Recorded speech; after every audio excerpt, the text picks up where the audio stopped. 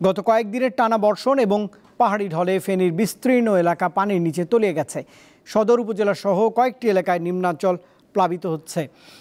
এছাড়া ভারী বর্ষণে দেশের বিভিন্ন স্থানে জলাবদ্ধতা দেখা দিয়েছে। আশ্রয় কেন্দ্রে অবস্থান নিয়েছেন অনেক মানুষ। টানা বৃষ্টি ও উজানের ঢলে ফেনীর মুহুরী, কহুয়া ও সেলোনিয়া নদীরক্ষা বাঁধের অন্তত ২১টি স্থানে ভাঙন দেখা দেয়ায় প্রায় শতাধিক গ্রাম প্লাবিত হয়েছে।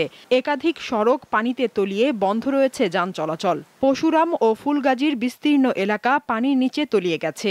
এছাড়া ছাগলনাইয়া, সোনাগাজী সহ ৪টি উপজেলার ৪৯টি আশ্রয় কেন্দ্রে বন্যা দুর্গত ৬,০০০-এর বেশি মানুষ আশ্রয় নিয়েছে।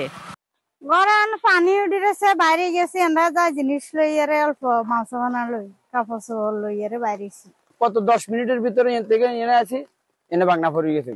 আমার এখানে একটা দোকান করছিল, এটাও নিয়ে গেছে। আমাদেরকে শক্ত করে বেরি ব্যান্ড এখন শক্ত করে মজবুত করে বান্ধি দিয়ে, ঠিক আছে না? আমরা ভবিষ্যতে আর এরকম কষ্ট করতে হইব না।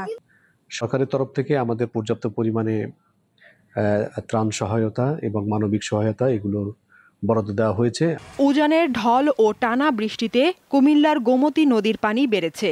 গোমতীর পানি বিপদসীমার সামান্য নিচ দিয়ে প্রবাহিত হচ্ছে। পানির প্রবাহ বৃদ্ধি পাওয়ায় গোমতী চরের লোকজন নিরাপদ স্থানে আশ্রয় নিয়েছেন। নোয়াখালীতে গত ২৪ ঘন্টায় ৯৬ মিলিমিটার বৃষ্টিপাত হয়েছে। পানি উন্নয়ন বোর্ড বলছে, বিপদসীমার উপরে পানি থাকলেও তা নামতে শুরু করেছে।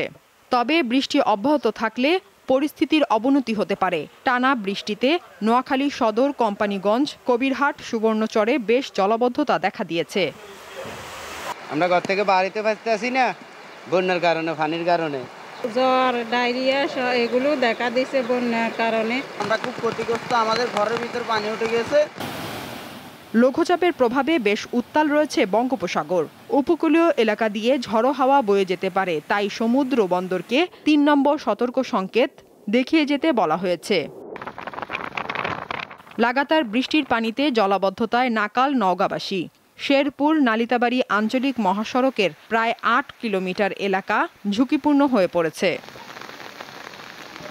দক্ষিণের জেলা বরগুনায় বৃষ্টিতে বিভিন্ন স্থানে জলাবদ্ধতা দেখা দিয়েছে। ভেসে গেছে মাছের ঘের, তলিয়ে গেছে ফসলি জমি। বাগেরহাটের ৯টি উপজেলার নিম্নাঞ্চল প্লাবিত হয়েছে। জলাবদ্ধতায় মাগুরা পৌর এলাকায় দুর্ভোগ পোহাচ্ছেন স্থানীয়রা। দীপ্ত, বার্তা কক্ষ।